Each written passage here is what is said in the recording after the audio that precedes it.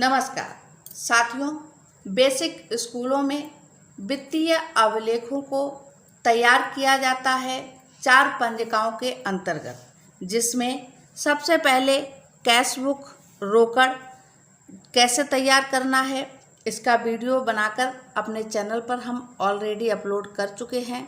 आपके साथ सत्र 2022-23 की पंजिका भी शेयर कर चुके हैं। और दूसरा रजिस्टर या पंजिका है आय व्यय एवं चेक इशू पंजिका। इसको कैसे तैयार करना है, इसका वीडियो भी हम अपलोड कर चुके हैं सत्र 2022-23 का, जिसका ऑडिट हमारे विद्यालय का हो चुका है। और इसके साथ ही साथ तीसरी पंजिका है स्टॉक पंजिका और चौथी पंजिका है गार्ड फाइल, जिसमें कि हम बिल वाउचर लगाते हैं और इन बिल वाउचर के आधार पर ही स्टॉक पंजिका को तैयार करते हैं। तो आइए देखते हैं कि स्टॉक पंजिका को कैसे तैयार करेंगे हम। पीएफएमएस के थ्रू जो ट्रांजैक्शन हुआ है सत्र 2022-23 के अंतर्गत, स्टॉक पंजिका बनाने के लिए 2 चीज़ों की अनिवार्यता है। पहला तो आपके पास बिल वाउचर होने चाहिए, जो भी आपने कार्य विद्यालय में करवाए हैं या जो भी सामग्री आपने क्रय की है। और इसके साथ ही साथ पहले आपका आय व्यय एवं चेक इशू पंजिका, ये रजिस्टर तैयार होना चाहिए। और कैश बुक को हम अलग करते हैं, क्योंकि इसकी हेल्प हमें यहाँ नहीं लेनी है स्टॉक पंजिका बनाते समय। गार्ड फाइल को भी हम अपनी नेक्स्ट वीडियो में बताएंगे कि कैसे तैयार करना है। पहले हम स्टॉक पंजिका को देखते हैं।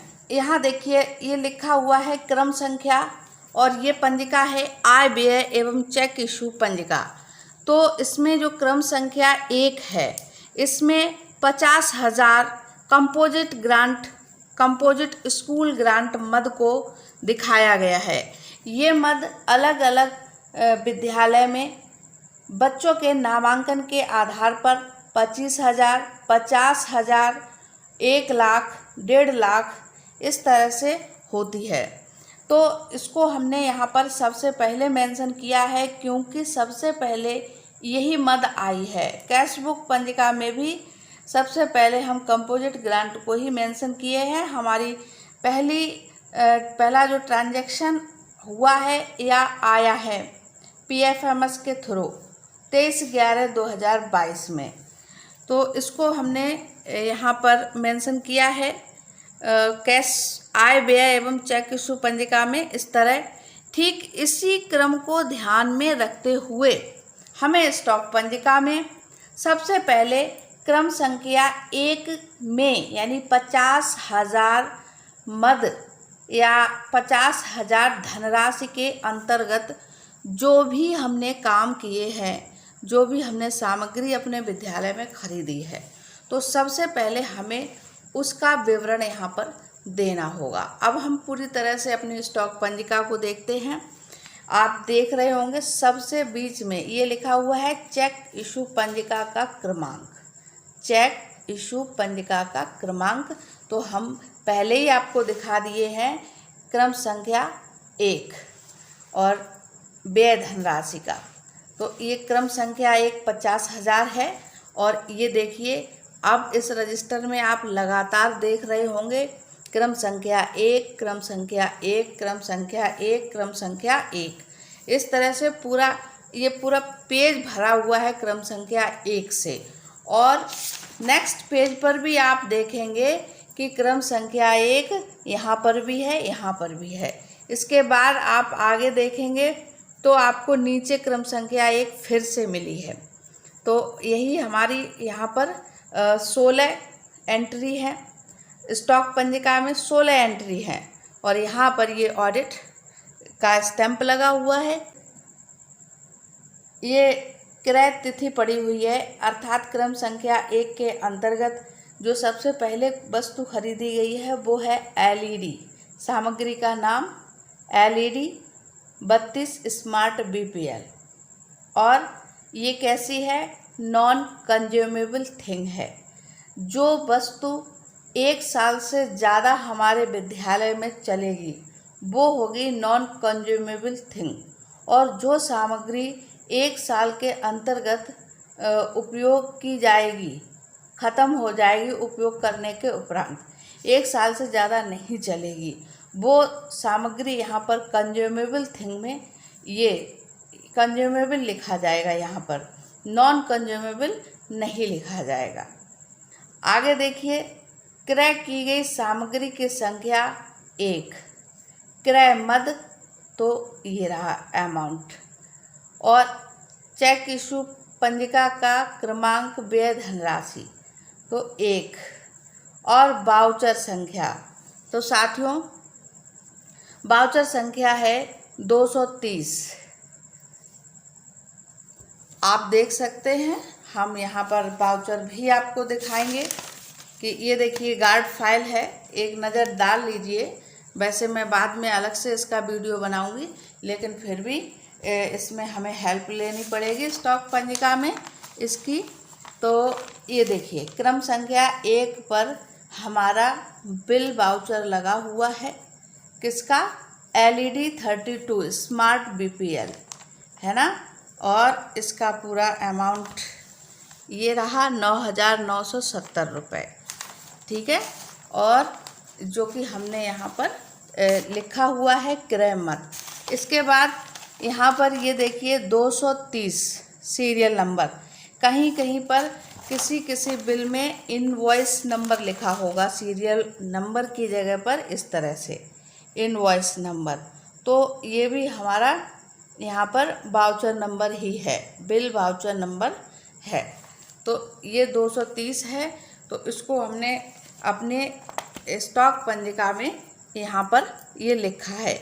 आप देख रहे होंगे कि ऊपर ये क्या पड़ा हुआ है, ये बाय फॉल्ट यानी गलती से जो पेमेंट एडवाइजरी बनाई है उसका ये एडवाइस नंबर डाल दिया है, लेकिन हमने यहाँ पर वाइटनर लगाना उचित नहीं समझा, तो यहाँ पर इसको ये नहीं लिखना है। आपको सिर्फ बिल वाउचर नंबर डालना है।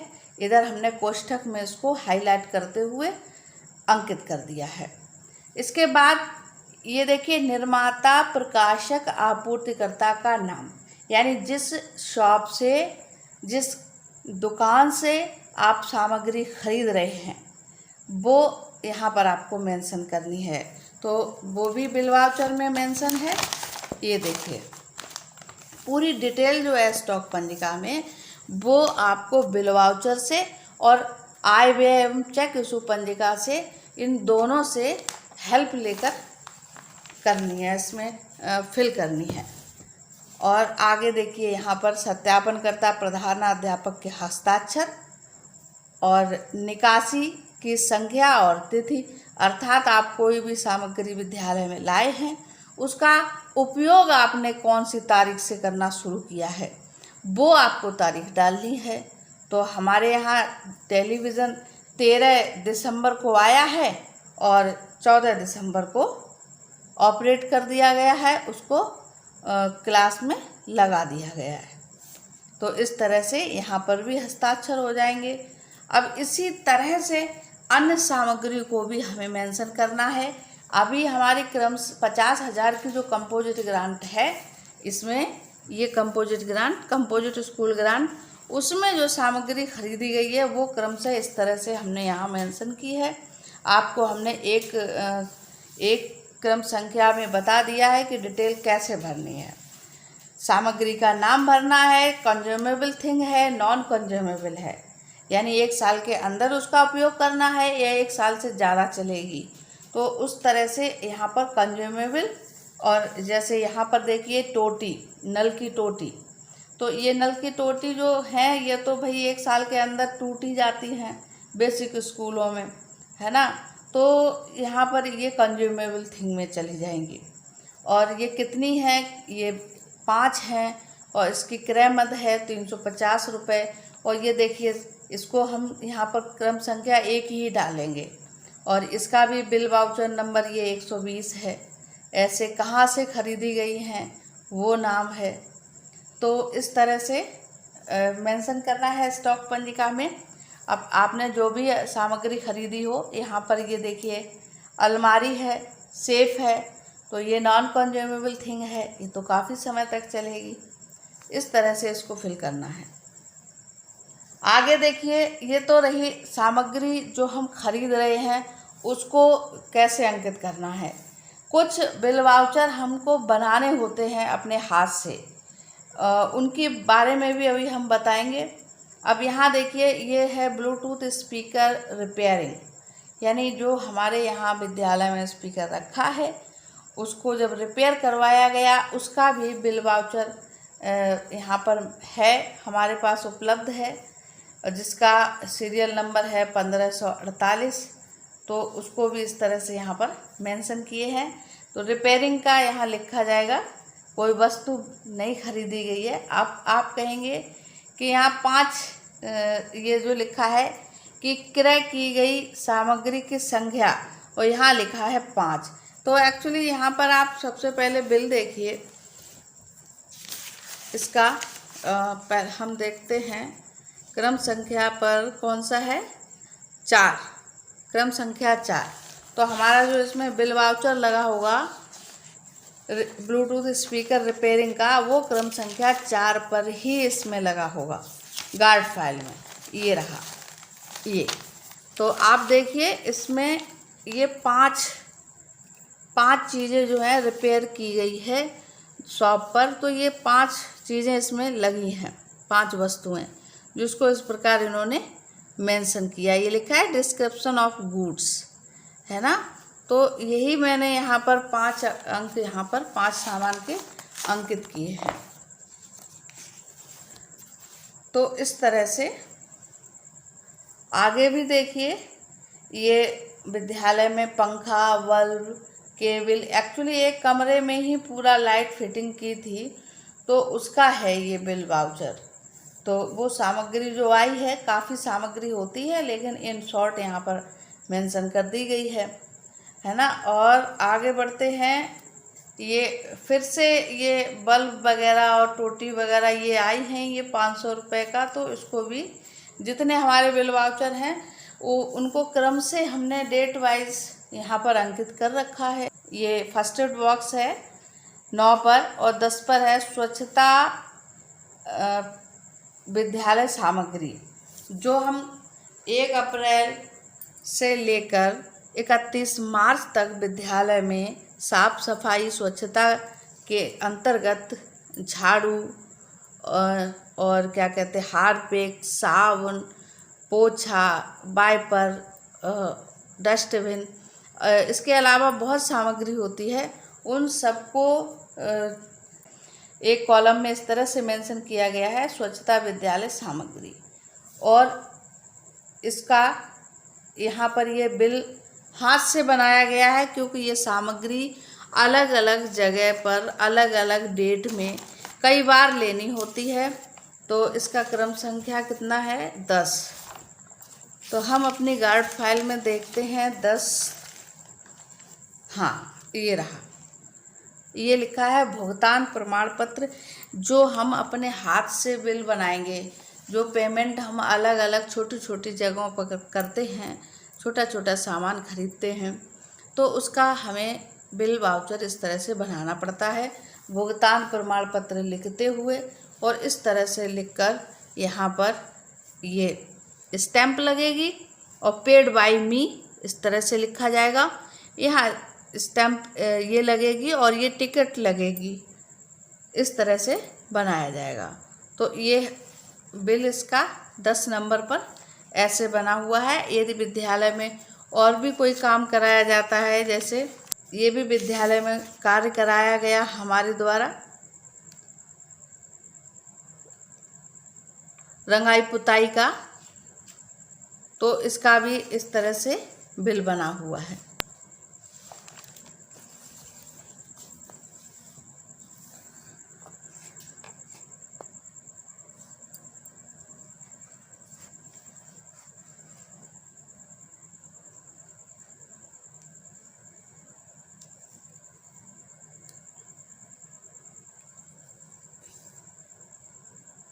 इसके बाद देखते हैं 11 नंबर पर रंगाई पुताई का सामान। रंगाई विद्यालय की जो वाइट वॉशिंग होती है उसकी सामग्री का यहाँ पर इस तरह से ये अंकित किया है।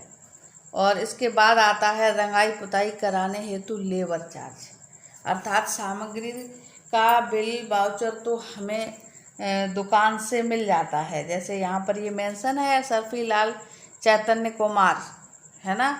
लेकिन रंगाई पुताई कराने हेतु जो हम लेबर करेंगे तो उनके पास कोई भी बिल वाउचर नहीं होता है, तो ये बिल वाउचर भी हाथ से बनाना होगा टिकट लगाते हुए। और इसके बाद आगे देखते हैं 13 नंबर पर एसएमसी मीटिंग, चहक कार्यक्रम और महिला सशक्तिकरण कार्यक्रम।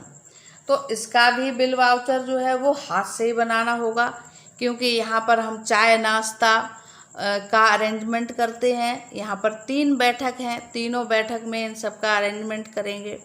और इसी तरह से हमारे जो विद्यालय में फंक्शन होते हैं 15 अगस्त, 26 जनवरी, गांधी जयंती, इस तरह से उनमें जो भी व्यय होगा तो उनका भी जो बिल वाउचर है वो हाथ से ही पेड बाई मी करके और स्टैम्प लगाकर टिकट लगाकर हाथ से ही बनाना होगा।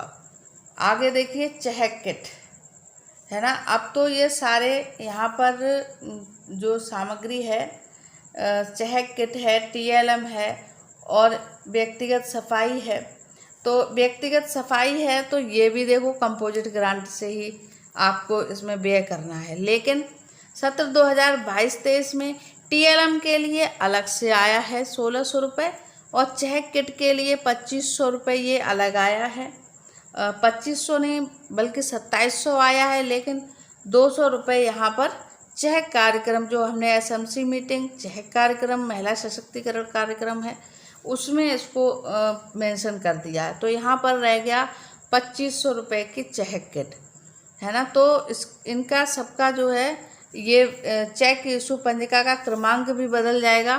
तो एसएमसी मीटिंग और चहक कार्यक्रम, महिला सशक्तिकरण, तो ये यहाँ चेक इशू पंजिका का क्रमांक 2 है और चहक किट ये क्रमांक 4 है।